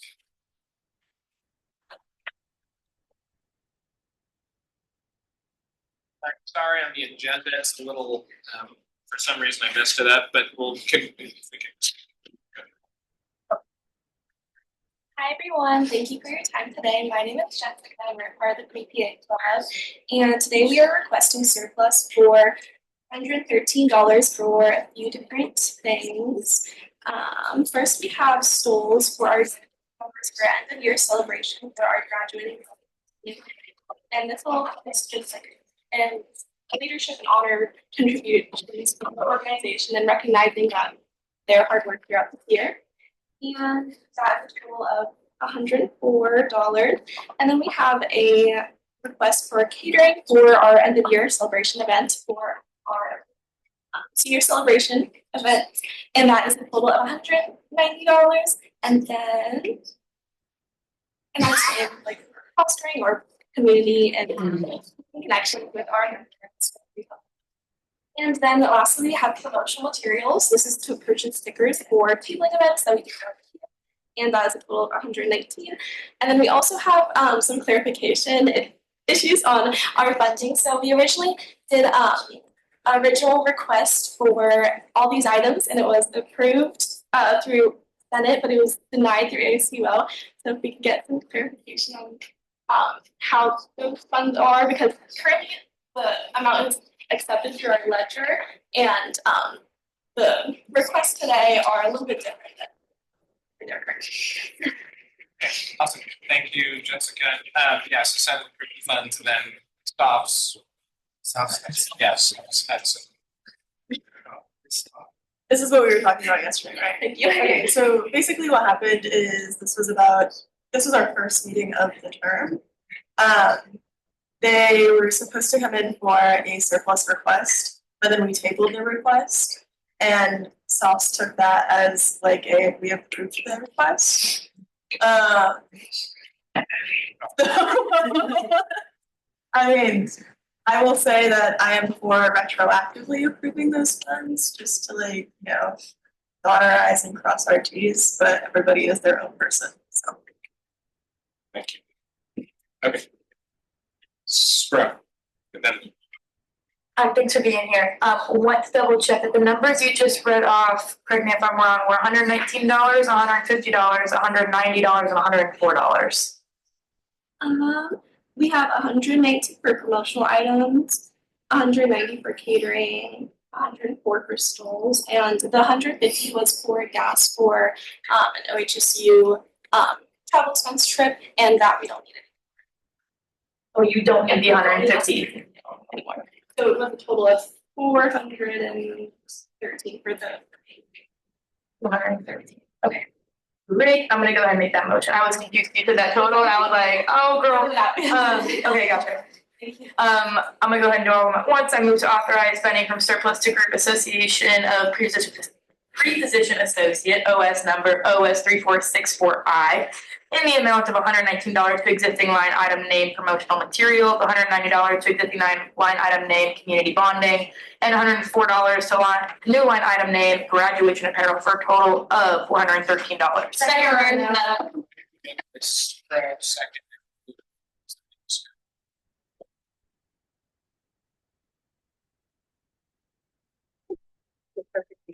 Because the previous funds were less than the funds we're asking for now, and it was slightly adjusted, since those funds were previously added to our ledger, and we're now rehearing on the request, it's slightly different.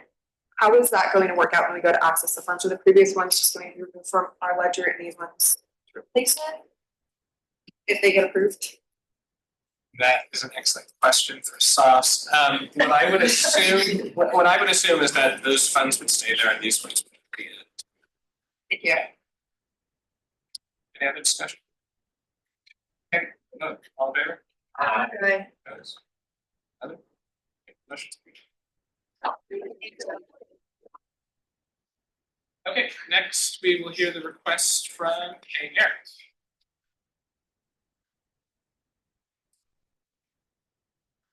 Hello, my name is Kelly Renshaw. I'm the president of K-Air. And hello, my name is Kayla Shepherd. I am the vice president of K-Air. And if you don't know, K-Air is the school's K-pop dance team. So we focus on dance performances and growing the greater community of K-pop fans out in Oregon. So we are requesting $14,520 from surplus, and that's for two separate issues. I'll go over 01 first.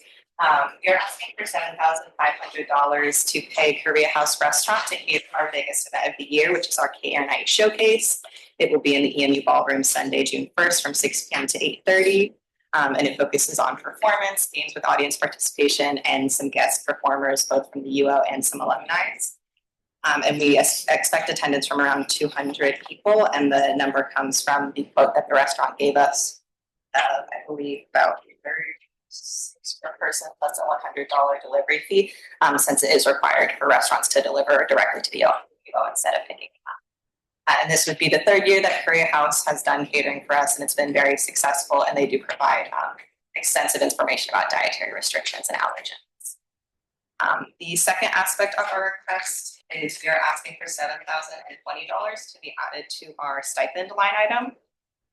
We have had an ongoing issue with our stipends this year that I can go over. We requested them for this year as normal. And then later on, we went to an appeals hearing. This was to look at tiered reconsideration because we had been looking at moving to tier 4, but decided not to do that. And then we briefly added about $30 to one of our line items due to changing prices with the rec center.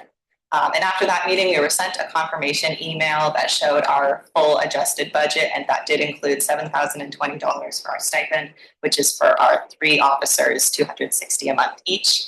But then when this year started, we were not receiving our stipends, and after looking at it with UO, we did eventually begin to receive our December stipend, but then I believe an audit was done, and it was found that we had no stipends for the entire school year. So we were working with SOPs and with PFC recently. And it appears that there was a clerical error with the ASUO write-up of that appeals hearing, and it was written that our stipends were removed, even though that did not occur. And so we're requesting from surplus to sort of just reinstate that, both to deal with the negative balance that happened when we received our December stipends and all the other months that we would have been eligible for stipends for.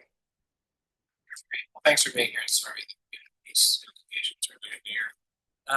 Does anybody have any questions about that? Thank you guys for being here. Sorry about all those issues. K-Air night sounds awesome, so I'm gonna go make the motion. I move to authorize spending from surplus to group K-Air OS 264I in the amount of 7,500 to new line item K-Air night and 7,020 to new line or to existing line item stipends for a grand total of 14,520. Second, Motion made by Dylan, second by Spinetta. Is there any discussion? Peters. Aye. Lopez. Aye. Bo. Aye. Bob. Aye. Axel. Aye. Mine. Aye. Renna. Fisher. Aye. Mayor Spinetta. Spec. Aye. Pagtilini. Aye. Scrub. Aye. Dylan. Aye. Aye. Bowman. Aye. Ducharme. Aye. Megan Tisdale. Gary. Aye. And I say aye as well. Motion is no.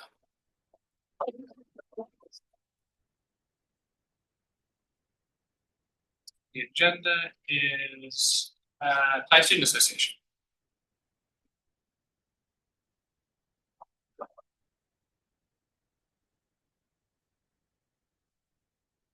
Hi, my name is Sarah. I'm one of the co-directors of TSA. Yeah, also one of the coordinators. So we're asking for $170 to cover travel expenses because we have a collab plan with OSU where we will be doing like a sports day event kind of thing where we will be playing a traditional Thai game. And so this 170 will cover van expenses and all costs for travel that we Senator Griffin. Thank you so much for being here. That sounds so fun. I'm gonna go ahead and make the motion. I move to authorize spending from surplus to Group Thai Student Association OS number 309 in the amount of $170 to new line item name Sports Day Events by OSU Transportation. Second Rano. Motion made by Ramirez, Pineda, second by Lopez. Is there any discussion? All in favor? Aye. Opposed? Great time. UOYDSA.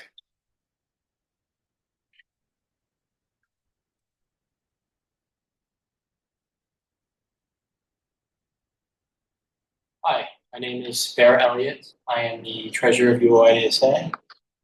My name is Jacob Gattello. I'm the education chair.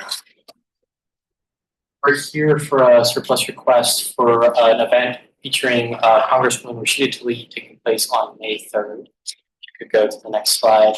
Rashida Tlaib is a progressive congresswoman from Michigan in the Detroit area. She's the first Palestinian American to be elected to Congress, which is a pretty big deal.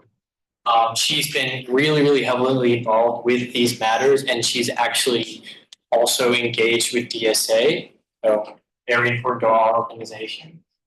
Getting to hear from her on campus is like to us akin to Angela Davis from last year, if you guys remember that. So very big deal for us.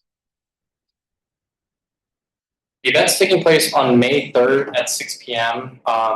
We're expecting like 400 people, and on our first day of opening tickets, 100 tickets like went right out the door. This is open to everybody as long as they have a ticket because of space constraints. Because of a conflict, she will be speaking on Zoom, which is unfortunate, but she will still be communicating, talking with the students. And Jacob has more to add on the political aspects of this. Yeah, I think having an event like this with Rashida here is especially important given the current context, looking at the Trump administration and the attacks that they've made nationwide, and especially here on campus in regards to revoking international student visas and cutting funding for a lot of universities. I think Rashida has been a significant voice against the Trump administration, and having her speak here, I think, is very important. And I think, the University of Oregon really needs to take a stance on what the Trump administration has been doing, and having Rashida here speaking to students, I think, really lends to that. And so, yeah, I think having the funding to make sure that this event runs well and smoothly is very important. Okay, we're ready for the next slide. I want to emphasize that there was a initial surplus request that included funding for the travel for Rashida and her staffers.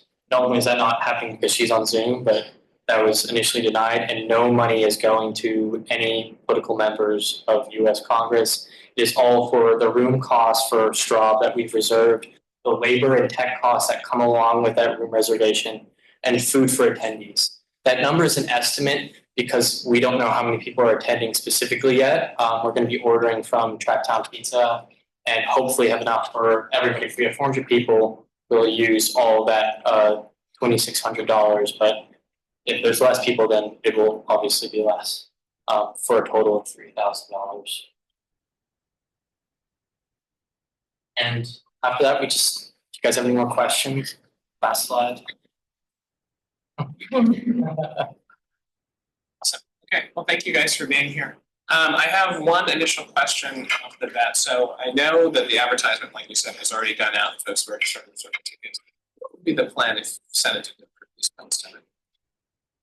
We are not exactly sure. We tried to find some other way of funding or potentially make the event paid event, which we don't want because we want it to be an open event so all students can participate in this, I would say, very significant cultural moment on campus. It is very well respected conference. Of course, yeah. Yeah, absolutely. And I totally agree. I just want to make sure that we've been in the situation before we plan an event, and then it's kind of on us to have to raise funds. But I respect all the work you guys have done. All representatives so bringing her to campus. Anyone else have any questions?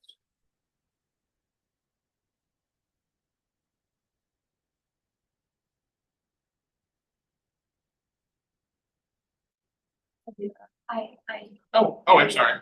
Sorry. Shelley. I move to authorize spending from surplus to group UOYDSA OS number 297I in the amount of $3,000 to line item Rashada to lead catering. Motion made by Dylan, seconded Esbeck. Any discussion?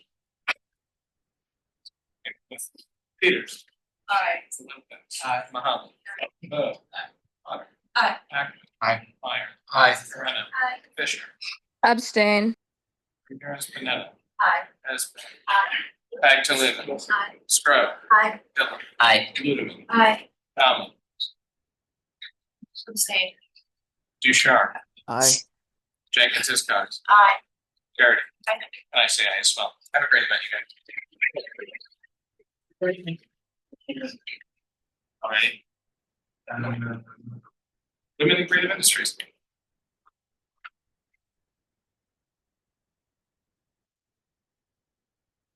And speak on that request, women in creative industry. And to table the request from women in. Second row. Bro, any discussion? All in favor? Aye. Opposed? Other? The student inserted.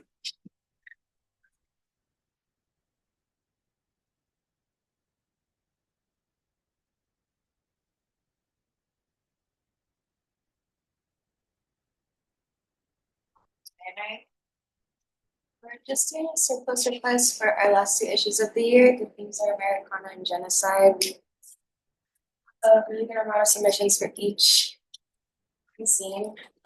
And our printing line item ran out, and it was last year too. So we're just hoping to print 900 copies each of our two latest put together issues. Yes, and it's an amount of $7,264.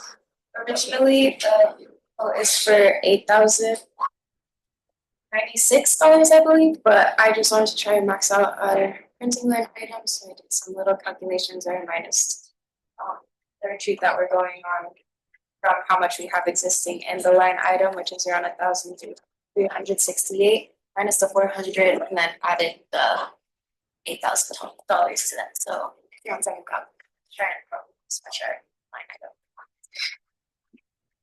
Thank you both for being here. Yeah, thanks for being here. Want to just you to clarify that the exact number you have is $7,265, right? If you were to round.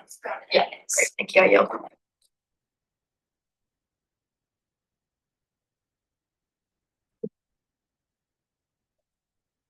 Yeah, so I'll go ahead and make that motion.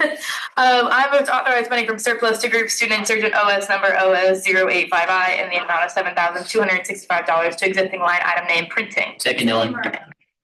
By Scrub, second. Any discussion?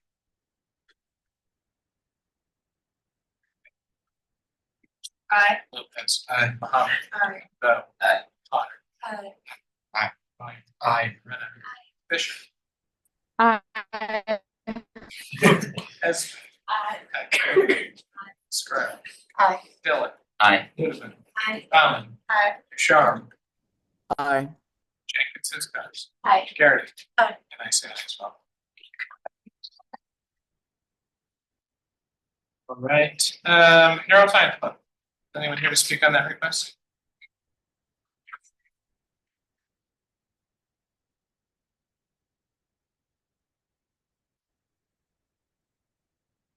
Thank you guys for being here. My name is Jenny Delatorre and I'm from the North Club. I'm the co-president and co-founder. I'm just here to request funds that I want all year. Specifically, these funds would be used to hold our big event at the end of the term, which is Your Brain on Girls Night. And so for this, we're recruiting different researchers on the UO campus who work with different drugs, and it will be a place for students who are interested to learn about this and network. So we will be using these funds for room and catering.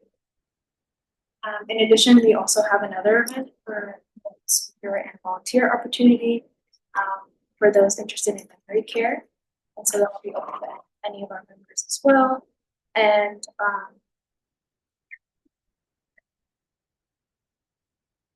we also are planning to do more tabling for our club, and so we also request funds for that. Our big event for next year will be the Walk to Alzheimer's on campus, and so we're going to start fundraising this term, specifically on so if you want to do that, it's going to be during Spring Fest, and so we need funding for all of those costs and also for general taking. And then we would also like to purchase stickers for this year, just to give out. Awesome. Okay, thanks for being here. Sounds good. Thanks for holding out the last on the agenda. I'll go ahead. I move to authorize spending from surplus from Group Neuroscience Club OS number 35I in the amount of $250 to existing line item name guest speaker events, $1,000 to new line item name Your Brain on Drugs night, $125 to new line item name merchandise, $150 to existing line item named tabling, and $175 to existing line item named event costs panel and end of term for a total of $1,700. Second, Miller. Should made by second. Is there any discussion? Aye. Aye. Aye. Ramirez Banana. Aye. Fisher. Aye. Esbeck. Back to Lynn. Stroh. Aye. Dillon. Aye. Ludeman. Aye. Bauman. Aye. Ducharme. Aye. Jenkins Iscox. Aye. Jeremy. Aye. And I say ayes.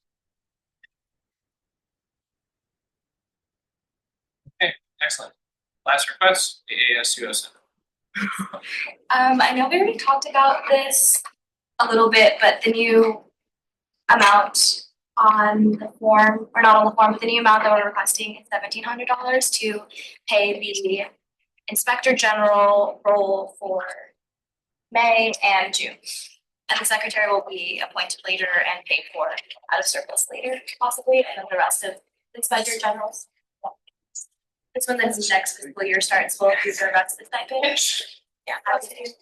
Not sure if you have any. Fine.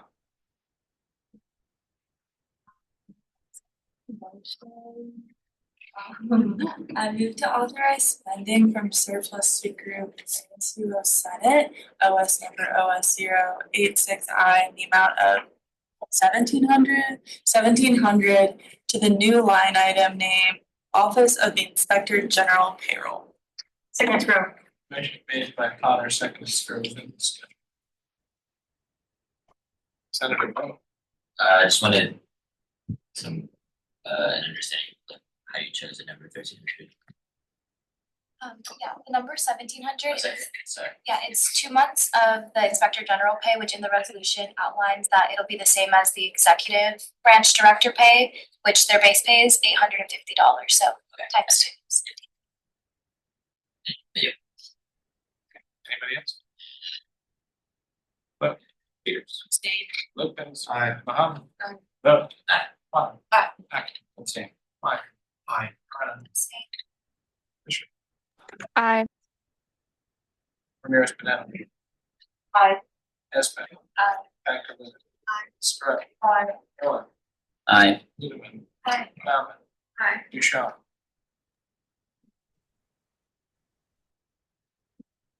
And Duchamp. Jenkins Iscox. Jeremy. Aye. And I say that's.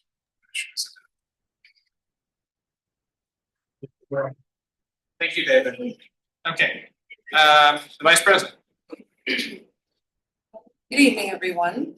Not too many updates today. So several events were hosted this past week. Student engagement successfully had the program meetings on Monday, and the Know Your Rights event on Tuesday happened, and it was a great success. And the tardy registration today, and the basic needs feedback forum happened. So just wanted to, I don't know, poke your ears about that. Okay, and also on Fridays, the next event at 12. It'd be great if any of you guys can sign up to volunteer. It's kind of my second job right now, just telling you guys to volunteer for things. But or stop by and get a shirt and listen to great music. Right now, Diversity Action Committee met today, and we also had a presentation earlier at the Student Welcome Center for cultural ambassadors, and that went really well. I went with Jordan and Lucia. So yeah, if you want any more details or questions about that and what we discussed with the cultural ambassadors, then feel free to ask. And yeah, we're working on transitioning the documents. That's it. The Deputy Speaker with the PSC. I'm just gonna give all of my updates right now. So those of you who signed up to volunteer at the powwow, volunteer trainings there's 2 different ones, so you have options. There's one Wednesday, the 30th, so next Wednesday, 5:30 to 6:30 p.m. And then there's one next Friday from 4 to 5 p.m. You don't have to go to both, it's just either or, make which one you can. if you can't end up like going to either, just let us know and we'll be happy to schedule you. That's basically what we do during the volunteer trainings is like we put the schedule up and we go line by line and say who wants to be here this time. My personal recommendation is don't schedule yourself for like the entire day. Like let's say you're like, I want to be at Powwow so long and and you're like, I just want to help out. Probably don't do that. I highly recommend like finding shifts that you want to do. Like, maybe go early in the morning and then volunteer later at night. I will also say that we usually need a lot more people volunteering late at night, like from the 10 to 12 shift. I know it's late, but we need people volunteering during that time because some people sign up and then they just like don't show up. So yeah, if you want any more pro tips about powwow, please let us know. And then also on the same note, if you are volunteering, here is the pretty fire t-shirt that Marisol made, just to give you a sneak peek. It's purple. So you get a free t-shirt, it's under $10, so it's not gonna be tracked by socks. And then other than that, other updates that I have is Daphne and I and PFC a little bit too. We have been talking about changing tier requirements for graduate and law orgs because those are usually smaller populations and like, yes, technically org events are supposed to be open to everybody, but like considering the social dynamics of those organizations and the social circles which they run in, it's like, so we're considering just cutting all org requirements, both like recognition and tier requirements in half for graduate and law student orgs. So if you have any suggestions for that, please let us know. Daphne, I didn't know if you wanted to add anything. Oh, I just want to say Julie says, yes, we may. So that is in motion. But yeah, if you have input, let me know. And then we had the law org training, the law org new leader training on Tuesday. Yesterday. Yep, on yesterday, yeah. Yes. And it was a really long time ago. And yeah, I would say that it went well. A lot of info dump, so that's always great and fun, especially when it's about ASUO. And then there was a few PFC people who we were just briefly talking about the K-Air thing. And we don't know what exactly what documents business affairs are looking at because on K-Air's ledger, it states that they're tier 3, but then like in the IP tracking document, it says that they're tier 2. So we just wanted to create a working group to write a letter of support, just essentially saying like we really, really want these stipends to be dispersed to them because of everything that happened. Yeah. I'm just gonna go ahead and take the motion. I don't know if anybody has any questions about that specifically. Okay, great. Handshakes. Fantastic. I make the motion to create the K-Air stipend disbursement working group. Second, Peters. Motion made by Garrity, seconded Peters. Is there any discussion? All in favor? Aye. Opposed? Other? Great. Motion's agreed to. Awesome. That's it for the PFC update. Okay, the CFC update.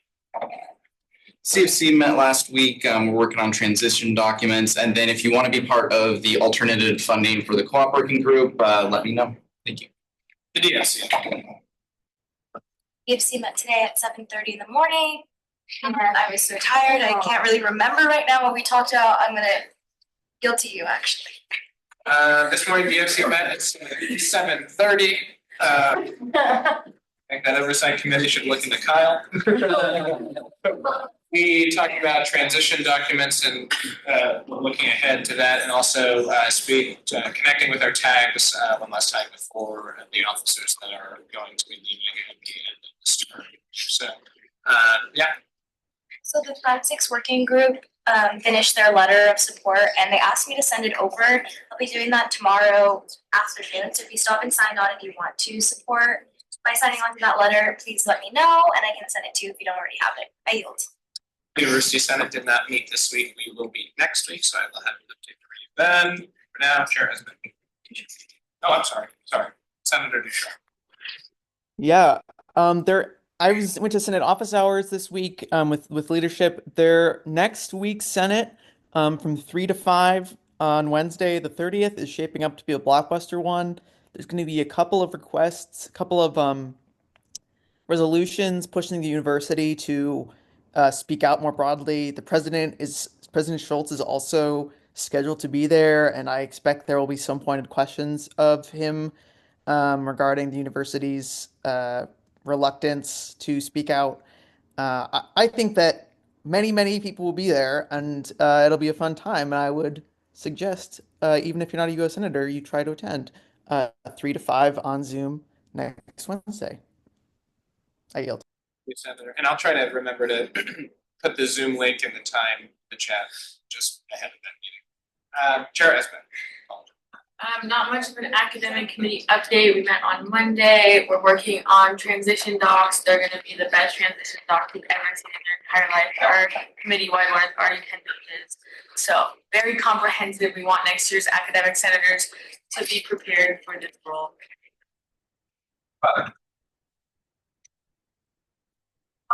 Just make sure to use them in and out of office hours, and if you're gonna miss office hours, try and make them up when you're gonna make them up. I yield.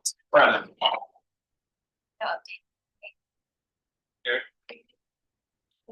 All right, I just have a few announcement. The banquet is being postponed to May 19th. When I have the time of the evening, I will tell you. 6:30. 6:30 to 9. I've just installed. Additionally, because of that, with the strike happening next week, I wanted to gauge. I think it'd be best to do Senate virtually next week, because there won't be student workers in the building. There will be no one to set up the room for our meeting. Additionally, I know there's other conversations happening about whether or not senators will in solidarity strike with student workers and things like that. So the plan that I had originally was to move Senate virtually and then move into a discussion about that. And before we actually open into that discussion, I've been working with we passed a resolution a few months ago with the Human Rights Center at the University of Green. Those same folks, and I believe that it's also time to sort of have student government address the implications of visas and those students be addressed. So I'm going to move to form a working group. It's going to be in collaboration with anyone from Senate and ASUO who wants to be part of it, and additionally some folks from the Human Rights Center. So I moved to form a working group that supports students. Fears over treatment and academic. Second, Dylan. Motion made by Lopez, Bob, second. Aye. Great. If you want to be part of that, please Teams me. Is there any discussion about sort of the banquet side being virtually summer rented? Yeah, earlier today I was talking to Mani about the banquet and suggested that maybe we should move it because it's the first day of the strike. Not only because it maybe wouldn't have happened because event services wouldn't be able to set up the room, but also because I would really encourage all of you to go out on the picket line and strike in solidarity. I am not a student worker, but I know that a lot of the work that we do relies on student workers. We approve funding for really big events, and a lot of the times those events can't run without the student workers of this campus. So I would suggest that on Monday, and if the strike goes to Wednesday, that you skip Senate and join the picket line in solidarity with you student workers. Oh, no, never mind. Okay, I will ask, anyone who is wanting to strike, please do. I mean, you all represent students, and I think that's something important to do. I will say, if you plan on doing that, if you can Teams me or Teams Eleanor, just so I can gauge when meeting next will be. We're not going to have a sufficient number of senators to decide on IFE decisions. I don't want to tell a bunch of people. So we'll play it by ear right now. For now, I'm going to send out the agenda per usual on Saturday night or Saturday. Yeah, that's all the updates I have. Actually, wait, I do have an announcement. The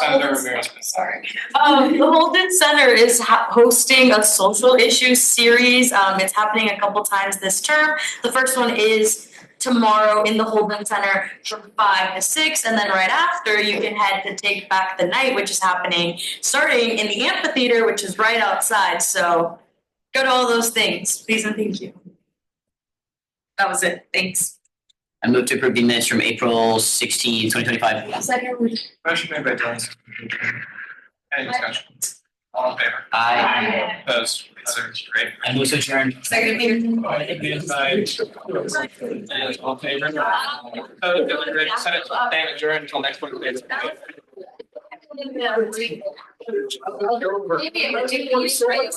No.